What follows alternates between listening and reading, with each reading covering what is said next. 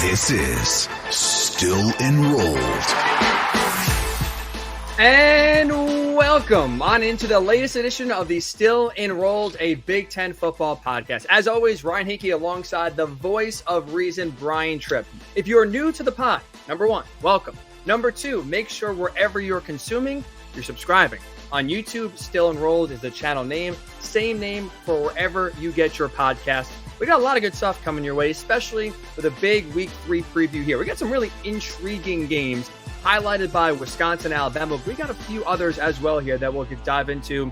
And what is a big week for the conference. We got some news coming out of Ann Arbor. We have Colten Bartholomew jumping on to deep dive into Wisconsin, Alabama as well. Discuss a path for the Badgers to maybe pull off a monumental upset, game picks.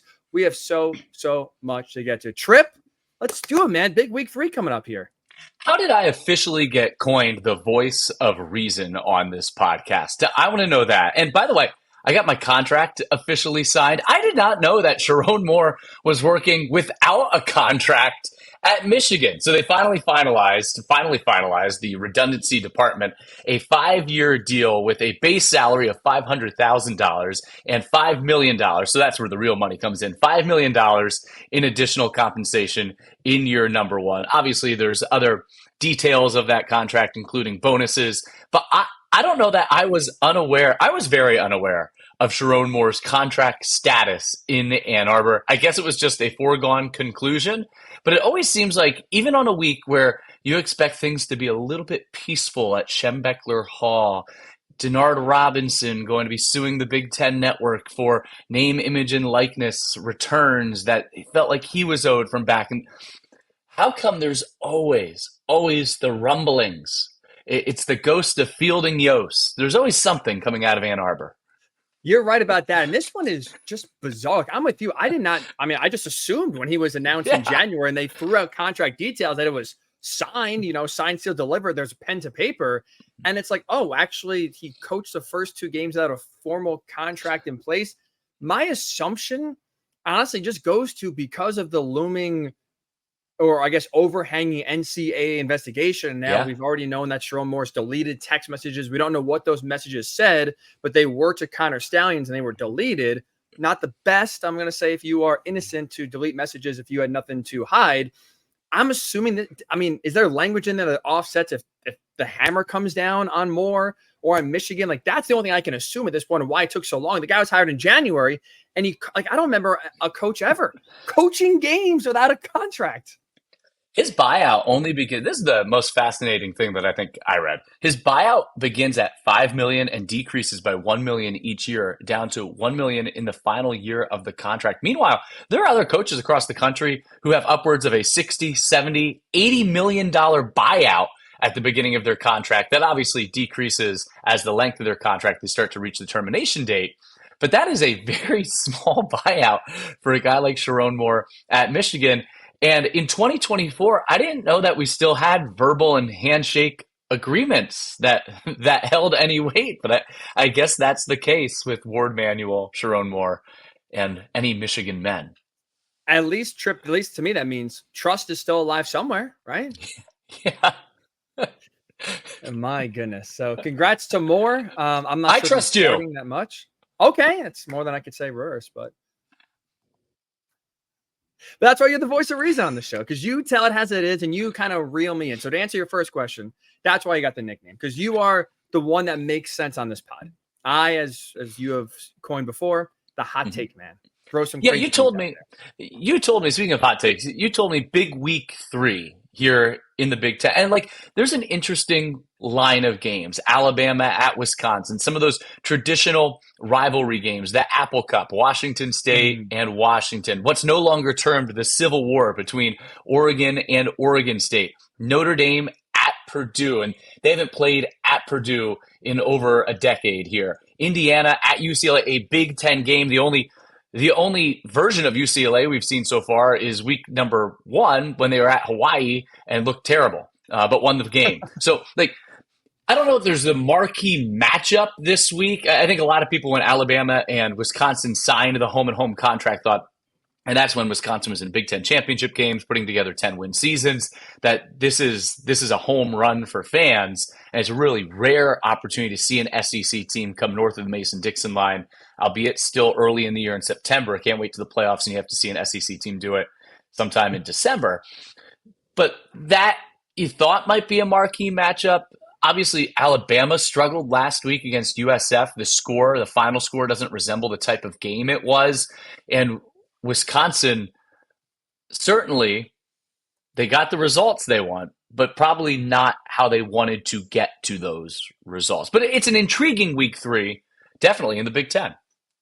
You're right, and that's why I think it is like a big week, because there's no standalone, oh, wow, massive matchup. I mean, the one, like you mentioned, Wisconsin-Alabama is probably the biggest one in terms of intrigue because of the opponent.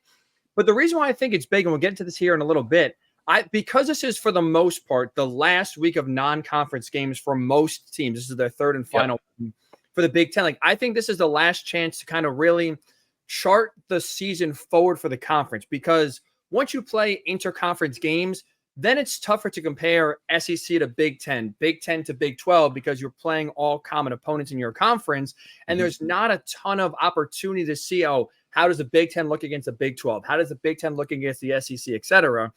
So whether it's non-conference games, and whether it's also just teams getting in gear going forward. You mentioned Indiana, UCLA. This is a big chance here for Indiana to go 3-0, and I think really kind of plant a flag in the Kirk Cincinnati era. This is a different Indiana team. Oregon taking on Oregon State. This is a chance. I mean, are the Ducks going to get got, or are they going to get right? Like, there are chances here and opportunities for different teams all across the conference to pull big upsets, get their name, out there, maybe prove to the rest of the conference and the rest of the country, hey, we're not a tough out here. And in doing so, if you can build up, let's say, the bottom of the Big Ten, it makes the conference more respectable, and you get looked at more favorably come December, when the selection committee is looking at, well, how good are these teams in the Big Ten, SEC, et cetera. I think it's a week, maybe not the most important week, because I disagree with you a little bit in the fact that, this is a measuring stick when you start to look at those cross-conference, cross-Power 4, cross-Power 5, if you want to include the 2 Pac-12 teams that are participating this weekend in what is now an expanding Pac-12. We learned when we woke up this morning that Fresno State, Boise State, Colorado State, and San Diego State are joining the Pac-12. They still need to get to 8 teams to be an official NCAA conference, and they have 2 years, a 2-year window to do that in the Pac-12. But I think it's an intriguing week because we can learn, right? Week 1 is a week for overreactions. Then the most improvement you expect is week 1 to week 2. Well, there are some concerning trends for teams in the Big Ten. Wisconsin and their offense, it certainly doesn't look like the air raid offense you thought that you would see for Phil Longo and Van Dyke at quarterback there in Madison. Oregon has some real issues in the trenches on the offensive and defensive side of the football. And it seems like all those transfers, if it's just 1 week, if it's just the Idaho game for Oregon, and all due respect to Boise State, that's a good football team with maybe the best running back in the country, Ashton Genty. Yeah. But 2 games in what is a 12-game season, all of a sudden that becomes a trend. So I think this is the week we learn, is that a trend that continues? Washington has been outstanding, and you expect this from a Jed Fish team, but Washington has been outstanding defensively through 2 weeks of the season. Do they have a chance to go 8-4, 9-3? And it's not that Washington State's a great team, but they just beat Texas Tech. So I think measuring sticks this week where we can learn, are the first 2 weeks trends, anomalies? It's an intriguing week for that aspect for me in the Big Ten. I like that measuring stick. And this is, like you said, this kind of separates what's real from what's fake, which you kind of, that's a better way of what I was saying in terms of importance. Because this is kind of like where you kind of separate the pretenders from the contenders kind of going forward in their different categories. One of those is Wisconsin. Like you said, it's been an ugly start this year for Wisconsin offensively. They're 2-0, which is the ultimate thing that matters. But offensively, whether it's explosive plays, rushing yards, passing yards, they're all bottom half of the conference and bottom half of just overall college football. It has been really, really, really poorly. Let's just say, Trip, because Wisconsin 16.5 point underdogs, depending on where you look. They're not expected to win this game. If they get blown out, like maybe people expect, Is that like a referendum on the program? Are you raising a little bit concern, red flag here at the state of the Badgers now in year 2 under Luke Fickell, or are you still giving them some time because it is a tough transition to kind of go from power football to more of an air raid offense? But my question is, and if you look deep into the stats from week 1 and week 2, is that truly the transition Wisconsin is trying to make right now? They are 57% on third downs. That's an exceptional number. They have sustained drives. I know you found the stat, 6 drives of 13 or more plays, but only 1 has resulted in touchdowns. Their explosive play rate is at 6%. That is second worst in the country out of 134 teams. They rank 133. That is Luke Fickell now saying, hey, things didn't work out the way we hoped last year. I'm a defensive-minded coach. Our best formula for success at Wisconsin is to be a physical power team competing in the Big Ten. I'd rather be efficient, not turn the ball over, stay in games, play good defense, shorten the game. So is this Luke Fickell's fingerprints now on the Wisconsin offense and saying, hey, I'm not totally committed to what I originally hoped to install when I got here. This is how I think we can win. We're going to win games, but it's going to be the way Wisconsin in the past has won games as opposed to this air raid style and how it fits in the modern era of the Big Ten. But isn't that why they fired Paul Chryst? Like, didn't they move away from it? I know things got stagnant, but didn't they want like a shot of life here to get a different offense, to not have to win games basically the way Iowa has to win games, where you hope to play hard-nosed defense, run the ball, and hope things break your way instead of kind of developing into the modern era of college football? Like, I thought they hired Luke Fickell and then in part Phil Longo to get Wisconsin offensively up to par with most of college football with how teams are winning this day and age. And it feels like you watch them, they don't feel like an air raid offense. They're not an air raid offense. Like you said, they're one of the worst teams in terms of explosive play rate. They're not scoring a lot. They're not passing the ball well very much. They're not pushing the ball down the field. They're all the principles of an air raid offense, all the ideas in your head of what an air raid offense looks like. You watch Wisconsin this year for the first 2 games, it's the opposite. And then it's like, so what's the point of kind of trying to overhaul everything if in a year and 2 games in, you're going back to what you had before? I think there's also kind of this stigma, and Wisconsin may be an exception to it. From 2012 to 2016, 17, 18, when they were really successful, with the likes of some really, really talented players, and it all starts with Russell Wilson, right? When he goes from NC State to Wisconsin, they were explosive. They had the players, Melvin Gordon, White, Corey Clement in the backfield. They're a little bit different than some of the other, that stigma that's attached to some of those Big Ten, the old Big Ten West teams. I think there's middle ground there, and maybe that's ideally what Wisconsin is. But I'm really intrigued to see, number one, what Alabama team shows up. Jalen Milroe, I don't know that Wisconsin doesn't have any athletes like that to contend with Alabama. But Alabama was really sloppy last week, and they have to go on the road to Madison, sold out place, granted an 11 a.m. kickoff. Thank you, Fox Big Noon. And that when Camp Randall is packed, it is a tough place to play. And it is really hard to see Alabama the way they looked last week, winning this by 16.5 points. Wisconsin has shown that it can move the football. It's shown that they can play good defense, granted against way, way inferior opponents than Alabama. But if they can finish some of those drives, you can't settle for field goals against the Tide. That's how they have an opportunity to stay in this game. I think it's so cool. Right about.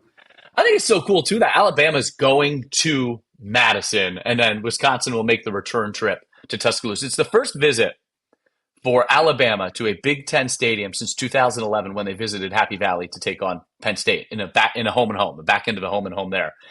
To me, And I'd love to see this more in the modern era of college football with a 12-team playoff where you're not going to be penalized as much for a single loss. And I get it. Like, Bowling Green got $1.5 million to play at Penn State, reportedly, last weekend, right? There's financial aspects to bringing directional schools, MAC schools, FCS schools in to play games. And you need to have so many home games. You can't play every week against power teams. You can only afford 1 or 2 losses. But for fans, this is what college football is all about. We'll get a taste of it in a 12-team playoff in that opening week of the playoffs when teams 5, 6, 7, and 8 host teams from other conferences. But this is what college football is all about, to have the fine folks from Tuscaloosa rolling into the nitty-gritty or going to get a brat on the corner of State Street at 9 a.m.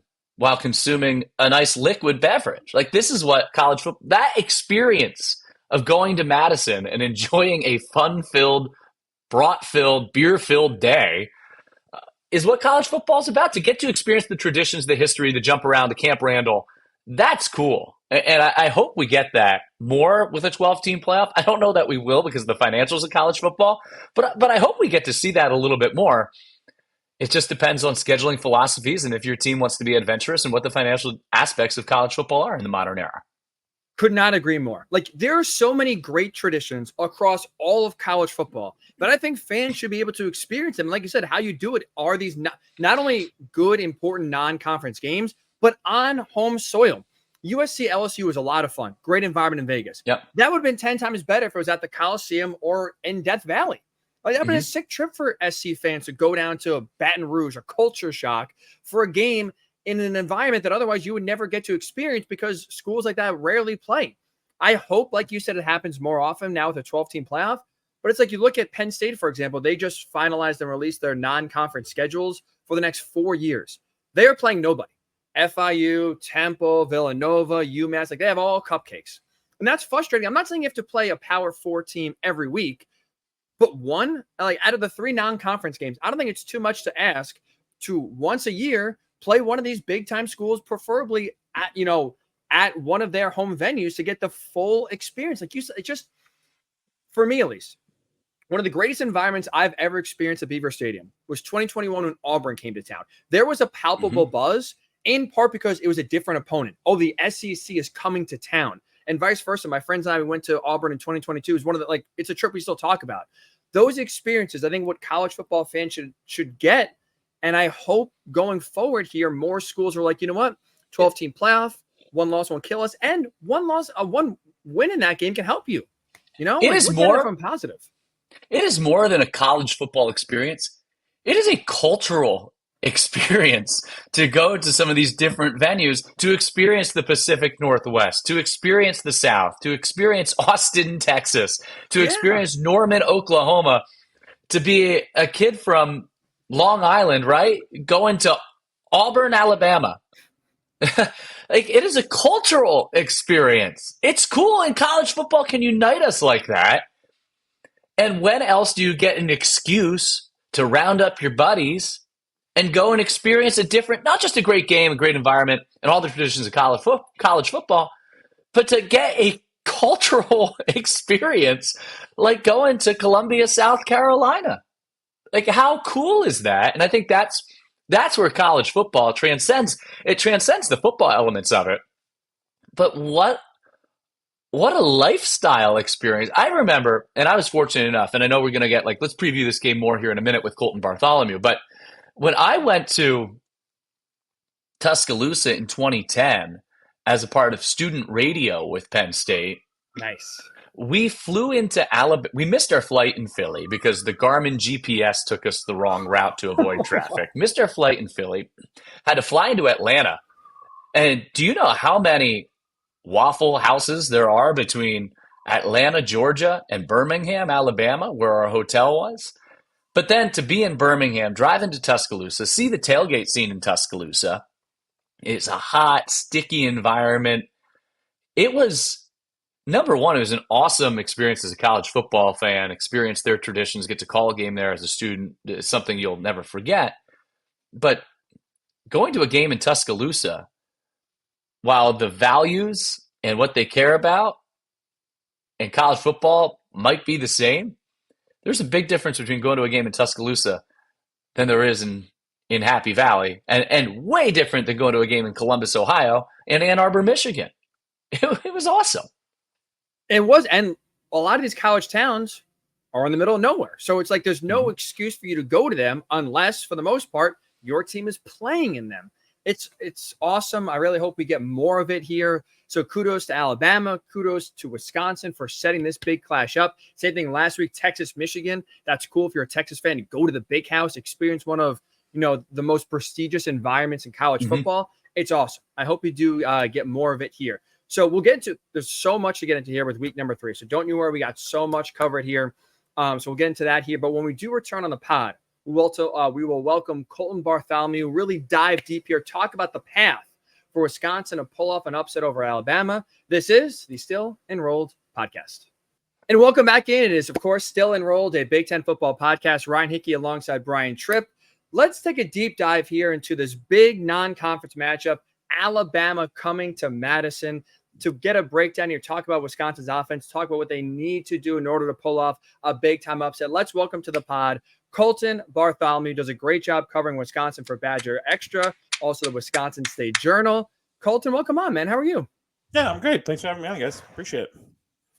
Of course. So it's been an interesting offensive performance so far from Wisconsin here the first 2 weeks. They're a massive underdog, about 17, 16 points, depending on where you look here. What, in your opinion, does Wisconsin have to do in this game if they want to pull off the upset? Yeah, I mean, I don't like to just boil it down to luck, but they got to get lucky. But let's just be real here. I mean, just if you just go matchup against matchup, they don't have the advantage in many places in this matchup against Alabama. So I think they've got to have some things break their way. They're going to have to get some turnovers. They're going to have to get maybe a trick play or some type of explosive that wasn't generated in a normal way. The one thing I would say is their special teams has been pretty improved over what we've seen in the last few years, and even from last season when Fickell arrived. So maybe they got to make a big play in that way, set up a score or prevent a score in some capacity there. But yeah, they've got to have something a little bit out of the normal, kind of tilt the game in their favor. Because like I said, if you just go straight up possession, like go back and forth, it's not a good matchup for Wisconsin.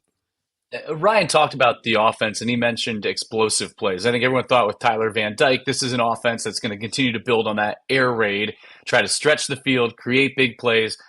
But they've been really good on third downs, but it's been efficiency so far, short yardage.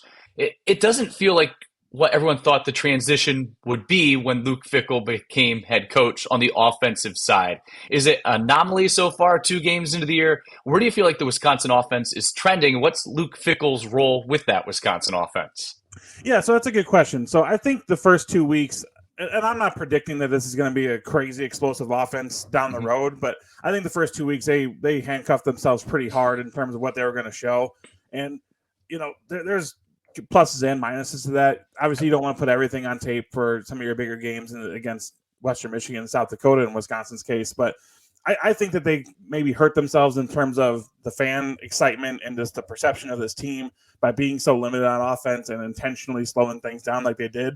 So I think as they've seen how the reaction's been in the first 2 weeks, they might be a little bit regretful of how they handled the first 2. But I think in terms of just the direction of this offense, to me, the only reason you bring in a guy like Van Dyke is to push the ball down the field, right? He's an elite deep ball passer. He's a guy that generates those big plays with the longer throws. But if you're just going to ask him to do this, like I don't know why you would invest your transfer resources in that way if that's the way you want to play. So I think we're going to see, starting with this Alabama game and then moving on to USC and some of the other big games on the schedule, you're going to see more downfield shots. You're going to see some things where maybe it's a 50-50 ball, but, you've got to at least try some of those. And Van Dyke said on Tuesday when we spoke to him, like, yeah, maybe you go 2 for 5 and it's not efficient at the end of the day when you look at it. But those two completions might be setting up a field goal or scoring a touchdown, whatever it is. So those have to be part of this offense. And that's something that I think is the focus going forward. In terms of Fickell's involvement, it is fairly, I would say like 90% Phil Longo show. I think he says, a lot of the third, fourth down decisions. The emphasis the first 2 weeks, particularly getting the run game going and leaning on the offensive line. I think that's a lot of Fickell saying like that has to be like the foundation we lay.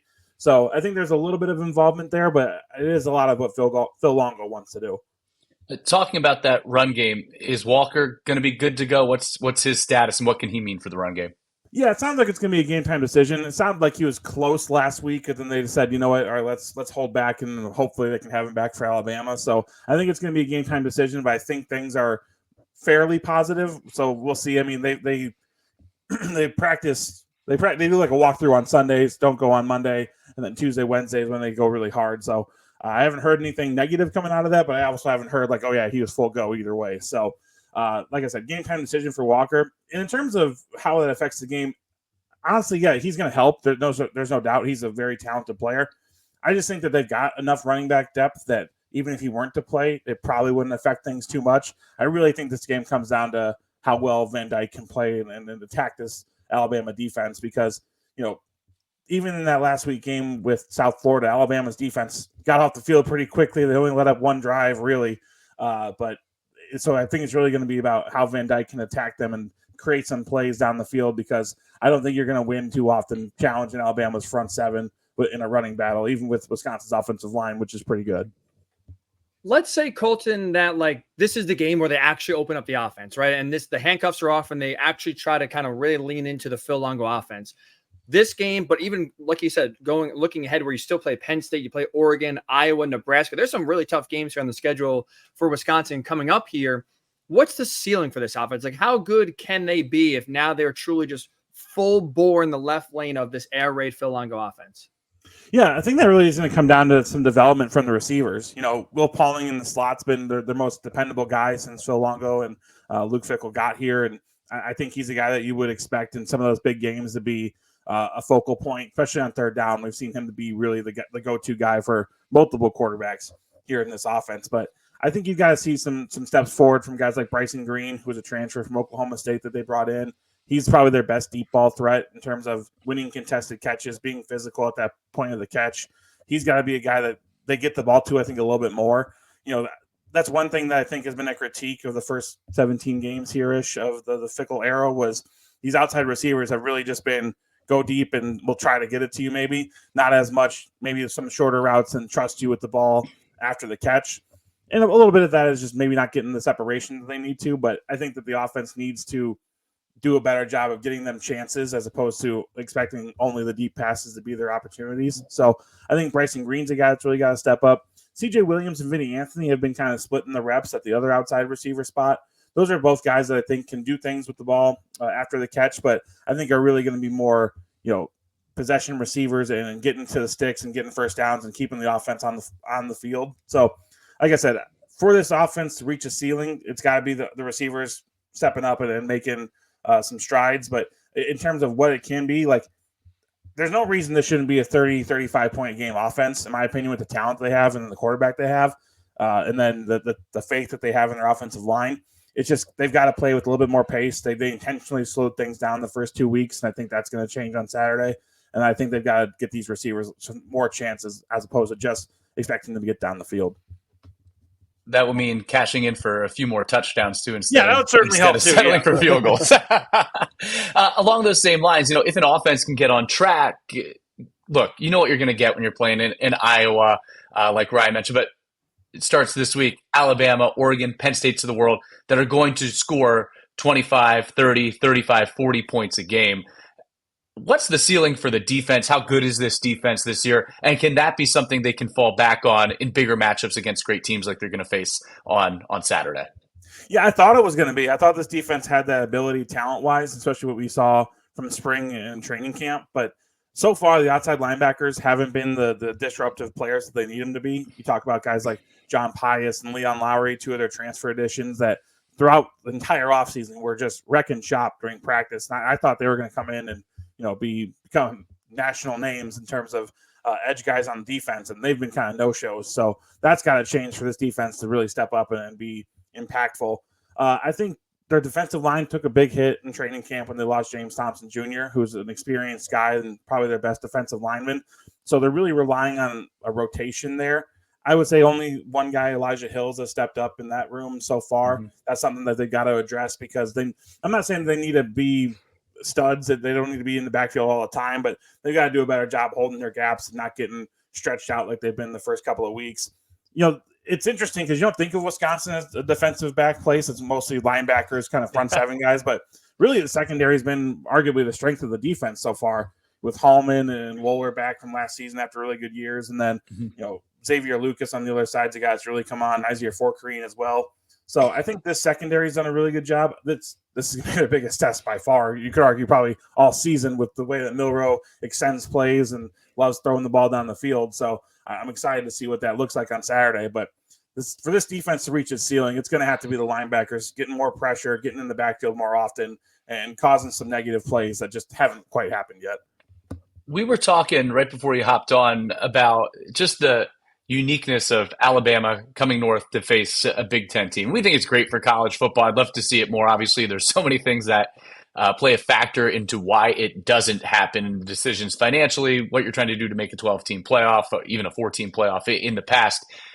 Are Crimson Tide fans already in Madison? And what's the uniqueness and hype surrounding this game in Madison and then the return trip the following year for the Badgers? Yeah, I haven't seen them yet, but it is Thursday morning as we record here. I think that we'll start seeing them start trickling in this afternoon. It's exciting. I mean, there's no doubt. There's been more talk from the university side and just the community side of having this big game. Obviously, the Fox pregame show is going to be here as well, and I know people are excited about that. I think this is just one of those opportunities that if they had done better in the first couple of weeks and looked more exciting, I think fans would be a little bit more excited locally. I think there's a little bit of apprehension of getting too jacked up for this game because I think a lot of people are nervous about what the outcome might be. But in terms of just the uniqueness and having Alabama come to town, I mean, it's been almost 100 years. It's 1928 since the last time they played in Madison, at least. So to your point about seeing more of this, Alabama kind of started this trend 15 years ago under Saban of playing that early season game, but at a neutral site, like they played in Dallas so many times and stuff like that. So I hope this is a new trend. I hope when you're getting that 12-team playoff and that one loss might not hurt you, but it might save you from a bad conference loss, let's say, that can happen. I think this is hopefully going to be a trend toward getting more of these early season matchups that are cool. But yeah, it's something that I know Wisconsin's not taken lightly in terms of they get a chance against Alabama, and the town's trying to show out for it too. What's an 11 a.m. kickoff like for those of us who haven't experienced an 11 a.m. kickoff? How early is that? Well, selfishly, love it. Tons of time to write. Work is so much easier at 11 a.m. But, not to disparage my state here, drinking in the morning is not that uncommon here for Badger fans. So it's just maybe brats in the morning are a little bit the out of the norm for 11 a.m. kicks. But yeah, it's honestly not that much different for Wisconsin. They've played a lot of them over the years because of just some of the maybe not great matchups here in the Big Ten West. So I think the thing about 11 a.m. kick is there's no chance to overthink, right? If you're a player, if you're a coach, you basically are waking up, getting breakfast in, maybe a little bit of a walkthrough at the hotel, and then you're getting on the bus and you're going to the stadium. So I know a lot of guys have said in the past, like, it's great because you can't get yourself too amped up, too psyched out because, like I said, you wake up and it's basically go and get to the stadium. So that's kind of my read on what 11 a.m. kickoffs are like. Yeah, cheese curds in the morning. They'll be a little different for Alabama fans than what they're used to, for sure, Colten. Last question. The culture between these two fan bases is going to be very similar, and I think they're all going to love it. Yeah, I agree. You are right about that. Last question for me here. Just going back to the offense really fast here. We've seen, like you said, I know you're expecting a different or maybe a more aggressive and explosive offense here in this game. But going back to last year now so far through the first two games of this year, is there any feeling in the fan base of just like, hey, we were promised one thing. We were promised that the offense was going to be more modern and look like other college football teams that are explosive, gaining a lot of chunk yards, putting up a lot of points. Is there any feeling of like we were kind of sold one thing and are getting another by any chance?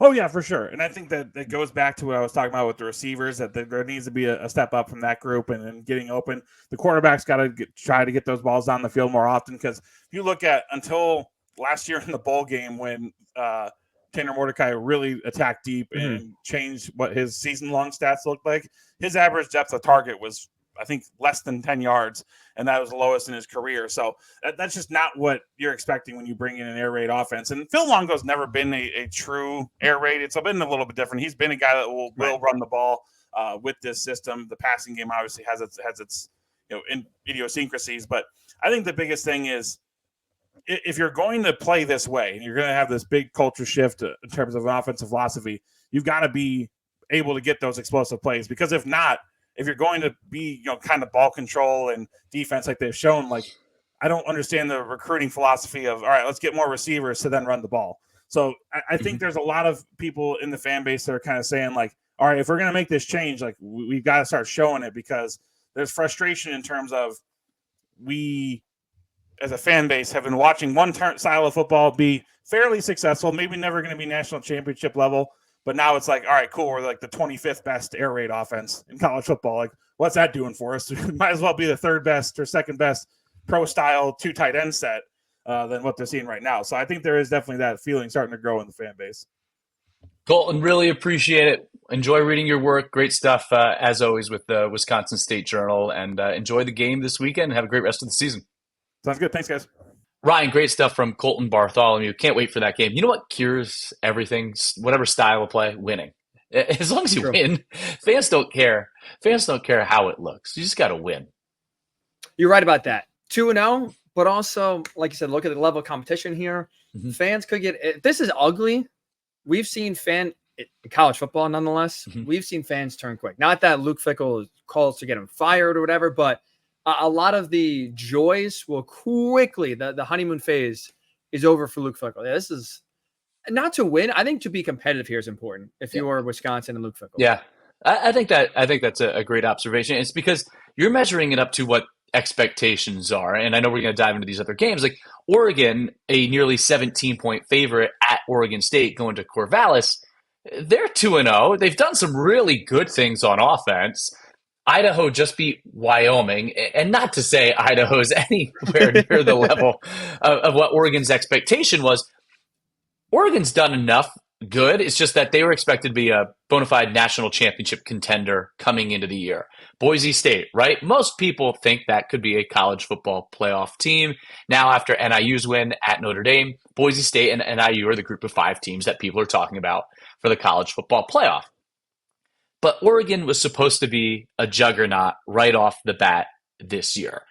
And I think that is a significant leap in the portal era. The portal era almost feels like this isn't your college football dynasty. This isn't your Madden dynasty where you just plug and play players. And just because you have all the highest rating guys, there's a real thing to learning a system, chemistry, continuity. And I still think Oregon could, by the end of the year, be really good. And I'm maybe not hitting the panic button just as much yet as some people are about the Ducks.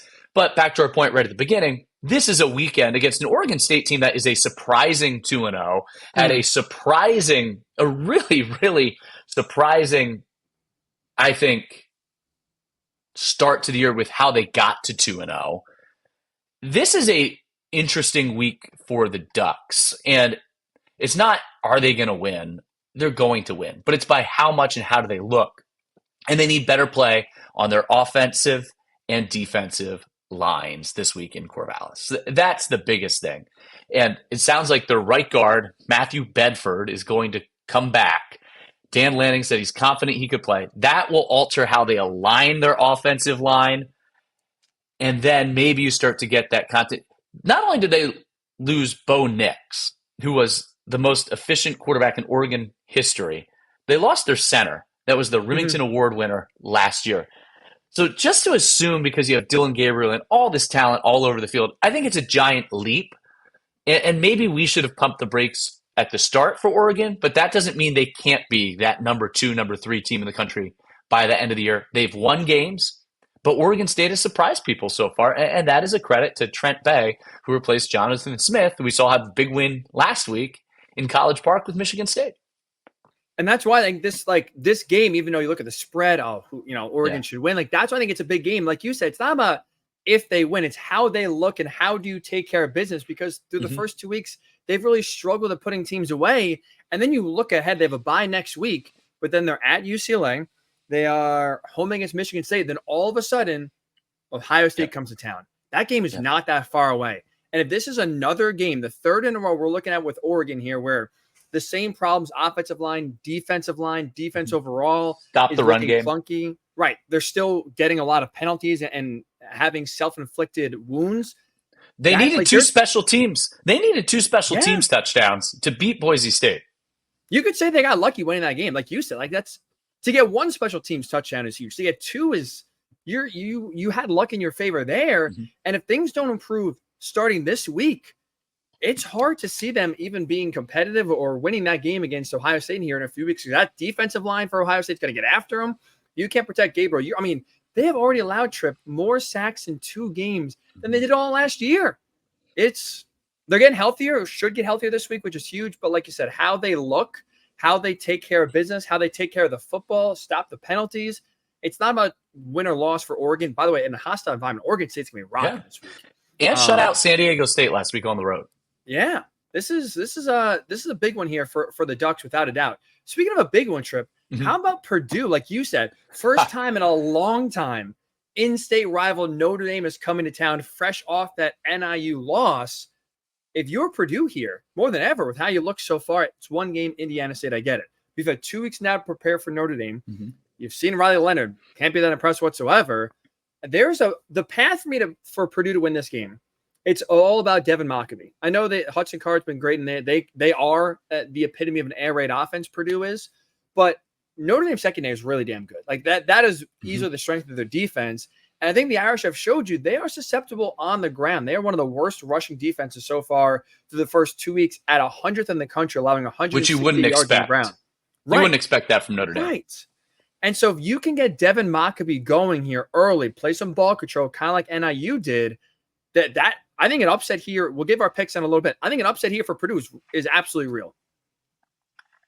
I don't want to put too much stock in the performance that Hudson Card had against Indiana State, but he's been around for a long time, coming in from Texas. Passing efficiency, it's one game against the Sycamores, 24 for 25, 96%. I don't know if that's sustainable based on what his career numbers are in efficiency passing. It's not just Mockabee, but they brought Love in from Illinois too. It's an experienced quarterback, an experienced backfield. I think you can see a formula for Purdue to have success against the Irish. For me, it comes down to the Purdue defense stopping the Notre Dame run game.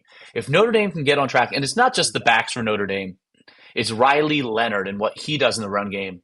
But how healthy is he? He has the non-throwing shoulder injury this week. He's a big part of what they've done in the running game. If Purdue can negate Notre Dame's run attack, get them behind the sticks, make Leonard, if he plays the whole game, throw the football. Notre Dame's only one of 5 teams in the FBS that doesn't have a touchdown pass through its first 2 games of the season. There's some real questions about Notre Dame, and maybe you can say, okay, Marcus Freeman, Brian Kelly never had that upset loss, but he could never win the game that you're hoping to at the end of the year. Notre Dame should have the antennas up. They're going to be ready for everything thrown at them. I don't know that Purdue is talented enough. It's a sold-out game. It sold out right when tickets went on sale. How many of those fans are actually Notre Dame fans? Purdue has 7 wins against the top 25 in the last 6 years. I don't know that it's this one, but to your point, we can learn a lot about Purdue. But this is a huge bounce back week for Notre Dame, and they have a lot of things. They have a lot of things working against them going into this matchup. And Purdue coming off a bye. That's true. And to go back to what we started with the pod, not that Purdue is expected to do much, and if they win this game, are people talking about now Big Ten title contender? No. But you build up the bottom of the Big Ten, it makes those, if Penn State, Michigan, Oregon, et cetera, some of these top-tier teams beat Purdue, that win is now more respected than it would be if Notre Dame hangs a 40 spot on them and they lose. This is a big one here and an interesting one if you're Purdue. Last one here before we get to some picks. How about Indiana? Going to UCLA, prime time on NBC for Kirk Cignetti. So far, a really good debut for Indiana. Curtis Rourke has been efficient. The offense has been moving the ball really well so far. This, to me, Trip, like, it's not one that stands out on the schedule whatsoever. This is the one I'm most intrigued by, maybe most excited for him, just to see now UCLA, what they look like under Deshaun Foster now after an early season bye. But really, I'm excited to see Indiana.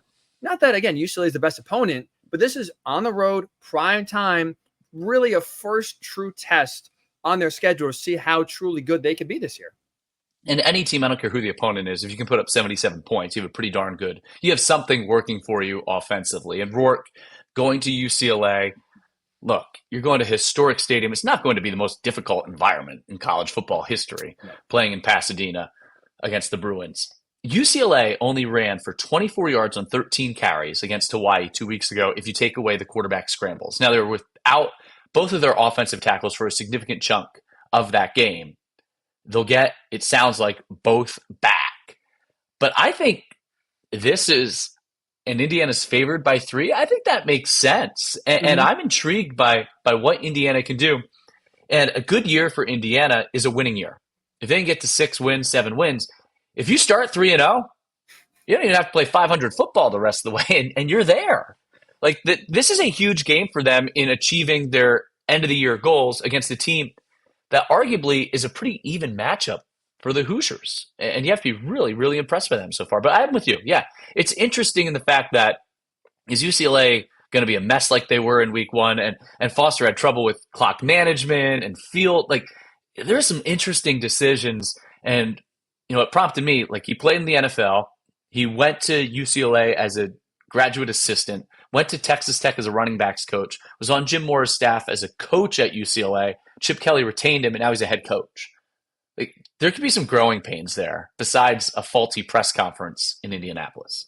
I think you're right about that. And now if you're not awake to watch the Hawaii game, and this is a nice primetime game, this could be your first taste of what Deshaun Foster does look like here as a head coach.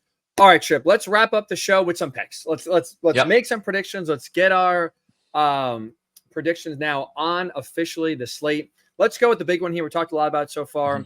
Alabama at Wisconsin. Wisconsin 16-point underdogs at home. Floor is yours.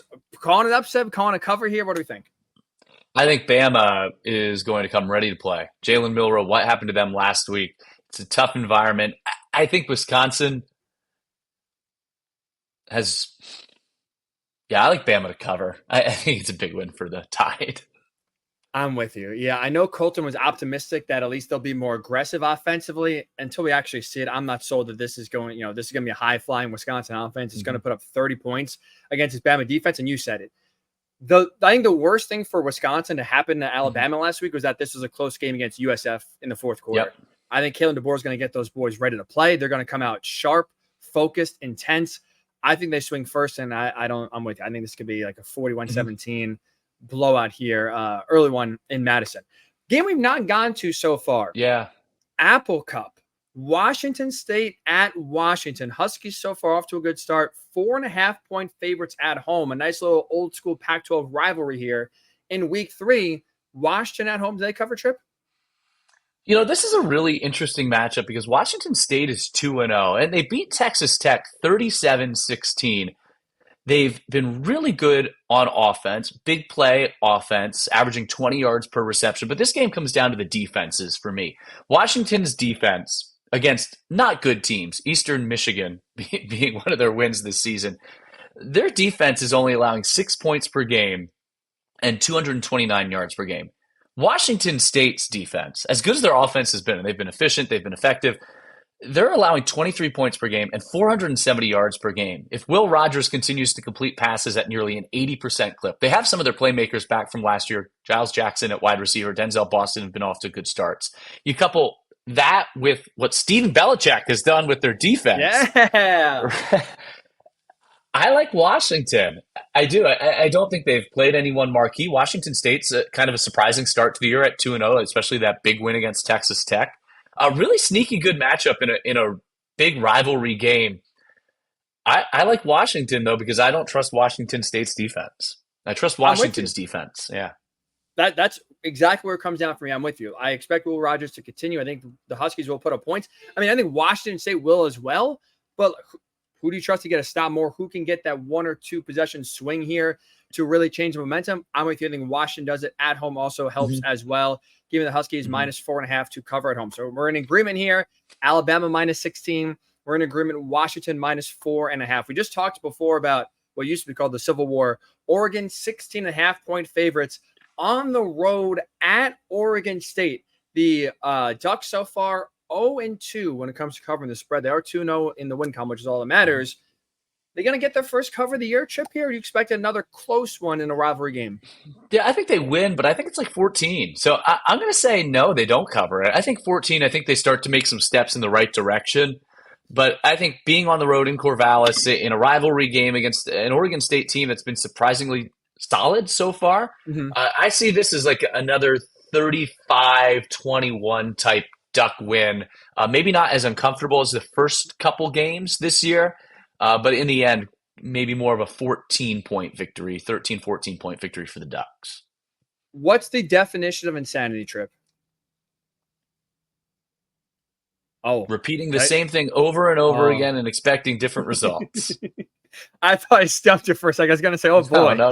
We may have to go back to school here and enroll yet again. No. You're exactly right. And you know what? Call me clinically insane. For the third time in a row here, I'm going to predict Oregon to win and cover. I think this is the week they break through. You mentioned before, they're getting healthier on the offensive line. I think that will help big time here. And like they just have too much talent to fail. I know, and you do make a good point. Transfer portal, you kind of put all these different pieces together. You can't expect it to gel right away. I do, though, think in this game where attention has to be high, you're on the road. And I do think kind of going on the road in a way almost helps make you closer because it's us against the world. I think Oregon goes into this rivalry game, plays well, covers a 16.5-point spread. I think by far, here's a hot take for you, by far they play their most well-rounded game of the season. Give me Oregon here, cover on the road, and what should be a really good environment. Real quick question. Are you still a believer in the Ducks national championship contender? I am. Or after I am concerned, but for me, like 2 games, I want to give them the benefit of the doubt to see how things progress. 2 games is not enough for me to jump off the bandwagon yet. So there is concern, but I'm not taking them off the national title contention list. How about you? Rank the top 4 teams in the Big Ten for me. In order, I'll say Ohio State 1. I'll say right now Penn State 2. Through 2 weeks, I'll go USC 3, Oregon 4. You have any disagreements, any arguments with that? Like, I'm trying to be fair with what we've seen versus. Yeah, I think based off what we've seen, that feels right. Like that I don't believe that's how it's going to end, but that feels right based on what we've seen. Outside, again, just blind, like outside of preseason faith, it's hard to right now say Oregon's look like a top. And honestly, it's hard to say they look like a top 25 team with how they played so far through the first 2 weeks. But yeah, I think those USC, Penn State, Michigan, Penn State, Ohio State, either their opponents they've played or how they've looked. I think easily those 3 teams you could say catapult ahead of Oregon there in the 4 spot. How about Purdue? We just talked about that game. 10-point underdogs at home. You said they've always kind of been able to slay Goliath as David in the past. Is this another one here where David comes up with a victory? I like Notre Dame. To cover? Yeah, why not? Okay. Purdue, not one game against Indiana State doesn't change my perception of Purdue. I think they're a veteran team on offense. I think it helps them. I think their D-line could be a strength. If Notre Dame, there's a formula there. Our favorite thing. There's a path, but I don't think we go down that path this weekend. Just that's a gut pick rather than maybe an instinctual or using your head pick. Gut's usually right most of the time, right? So that's smart by you. I will say Notre Dame wins. I think Purdue covers, though. I think even though I think I like your point about Notre Dame kind of getting got last week, and now Purdue doesn't have the opportunity to sneak up on them, maybe like they've snuck up on against Ohio State in past years as well. It's still a Notre Dame team. It's still a Notre Dame team that won against at Texas A&M the first week of the regular season in College Station. That I know they have some things going on, but that everyone's talking, okay, Notre Dame's got an easy path to the playoff the rest of the way after that win. You can see why it happens with 18 to 22-year-olds. Notre Dame's put it out there on paper, the type of team they can be, and on the field, what type of team they can be. That's why I don't want to jump the gun on 1 week. What I like for Purdue, though, in this game, to at least keep it close, you Mhm. mentioned the stat before. I mean, they have yet to throw Notre Dame that is a touchdown pass. I don't think all of a sudden Riley Leonard is going to come out in this game and look like Joe Montana 2.0. I think that offense is what they are, where they are going to try to run the ball, but they are methodical. They're plotting. And so a lower scoring game, I think, should give Purdue. I think they could spring a big play or two here and just keep it close. Within 10 points, I'm with you that Notre Dame wins. I think, though, Purdue can cover the spread here and make it an interesting game. On CBS, too, by the way, Purdue fans, you get the jingle. Nothing better than that. Finally here, Indiana. I saw you used Joe Montana. You hear the quote from NIU's head coach after the game. He tried to use Rocket Ismail as an example, and none of the players knew who he was. That is scary. As a 30-year-old, I feel officially old. Yeah, that's That well, is scary. Holy cow! And not to make this a somber note, but I'm teaching a course at Penn State this semester, and yesterday it's a news writing course. We went over how the terrorist attacks on September 11th were covered, and none of them were alive. College students. Oh my god! I was in second grade, but I still remember. That's crazy. Mm-hmm. That makes me feel old. Holy cow! That's humbling. Wow. Damn. That is wow. Thank you for that here. What a way to end the pod. We will the last one Indiana, yeah. -3 on the road at UCLA. Great basketball game. I can't wait to see it. I like Indiana. Why not? Sure, let's ride the Kurt Signetti train so far. I like Indiana, but can't wait to see these two teams meet on the hardwood. True. Wow. So we're going to agree on all but one pick. I'm with you. Indiana wins. Mm-hmm. I think they cover as well. I think they play well. Their offense keeps on rolling. They get a nice, impressive win in primetime on the road at UCLA. Go to 3-0 in the Kirk Signetti era. So where do you watch games? Like on a weekend like this, what do you do to watch games? Oh, let me show you here.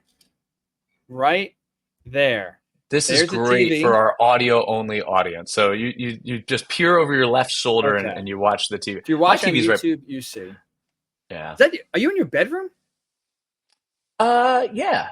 Yeah, that's where my little studio is. Because you're off, right? Penn State has a bye this week. So this is your first Saturday where you can actually be a fan.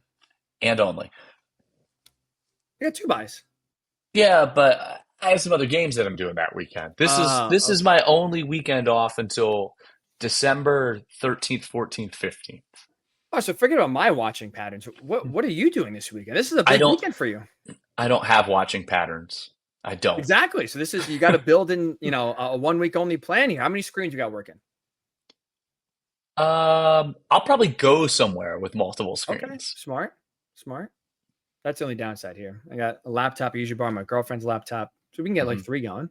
But yeah, the setup's not exactly a man cave per se. Okay. So Tripp, the only weekend is a fan. Out and about. If you see Brian Tripp in the wild, tell me hate him. I mean, trust me, he looks a lot smaller in person than you think. All right, that's a promise. Don't let the sweatshirts fool you. Those biceps. He's only curling 25 pounds. All right, time to wrap this up. So that'll do it. As always, make sure you subscribe wherever you do get your podcasts. Still Enrolled, same name on YouTube as well. So if you want to watch the show, that is where you can watch it. Make sure you subscribe so you get alerts every time a new podcast is dropped. Monday and Thursday are our drop dates, so look out for that. Enjoy the weekend. Enjoy the games. We'll be back on Monday to wrap it all up right here on the Still Enrolled podcast.